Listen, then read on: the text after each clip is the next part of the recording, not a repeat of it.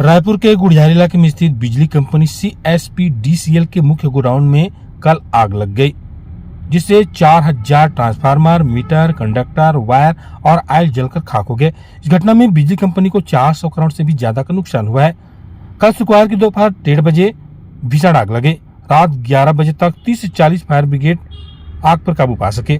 देर रात तक SSP, collector, fire fighting प्रभारी और जिला प्रशासन के अधिकारी मौजूद थे। देर रात भी हल्की लपटों को बुझाने का काम चलता रहा। इलाके की बिजली बंद करनी पड़ी थी। 3.5 एकड़ में फैले इस गोदाम का लगभग पूरा हिस्सा आग की चपेट में आ गया था। कल देर शाम मौके पर मुख्यमंत्री विष्णुदेव साहब भी पहुंचे हुए थे। उन्होंने कहा कि जो नुकसान हुआ है उसका आकलन किया जाएगा। आग कैसे लगी इसकी जाँच कराई जाएगी। गोदाम में लगी आग से वहां रखे ट्रांसफार्मर फटाक की तरफ फूट रहे थे। जैसे जैसे आग बढ़ी तो दूर दूर तक आसमान में धुएं ही धुएं दिखाई दिए।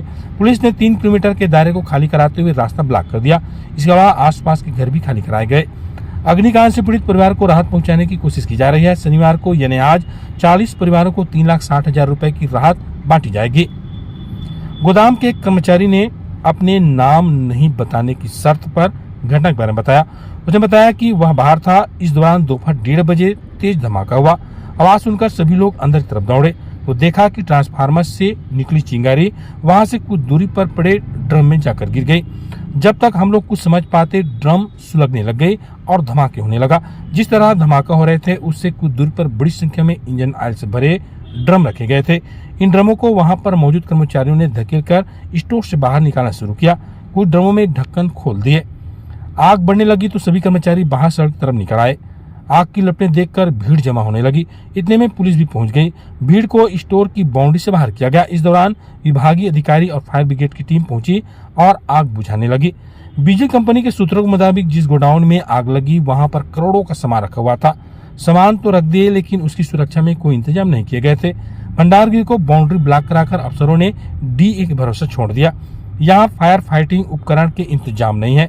उपकरण नहीं होने से गोडाउन में मौजूद कर्मचारी आग बुझाने की कोशिश भी नहीं कर पाए और आग बढ़ती चली गई। गोडाउन से कुछ दूरी पर रहने वाले उनके परिवार के सदस्यों ने बताया दोपहर 1:30 बजे पहला धमाका हुआ। बाहर आकर देखा तो धुआं निकल रहा था। कुछ देर बाद 3 से 4 धमाके हुए और स्टोर के अंदर बड़ी लपटें दिखने लगी। आग की तपिश बर्दाश्त से बाहर हो रही थी। इस बीच फायर ब्रिगेड की गाड़ी आई और आग बुझाने की कोशिश में जुट गई। इस बीच किसी ने कहा कि आग की तपिश से घर में रखे सिलेंडर फट सकते हैं। यह सुनकर आसपास रहने वाले लोग घरों से सिलेंडर निकालकर भागने लगे। कुछ लोग आग लगने के डर से पैसे ज्वेलरी को कपड़े में बांधकर निकल गए थे। देखिए, घटना क्यों हुई ये तो जांच के बाद ही पता चलेगा, लेकिन जो भी घटना घटी है भगवान की दया से कोई जनहानि हुई नहीं है, जबकि अगल बगल रिहायशी इलाके हैं और कुछ विभाग के अधिकारियों की भी होशियारी की जो यहाँ पर ऑयल के जो टैंकर थे उसके ढक्कन भी खोल दिया न था। ब्लास्ट होता तो अगल बगल आग फैलने की संभावना थी और इसकी जांच होगी।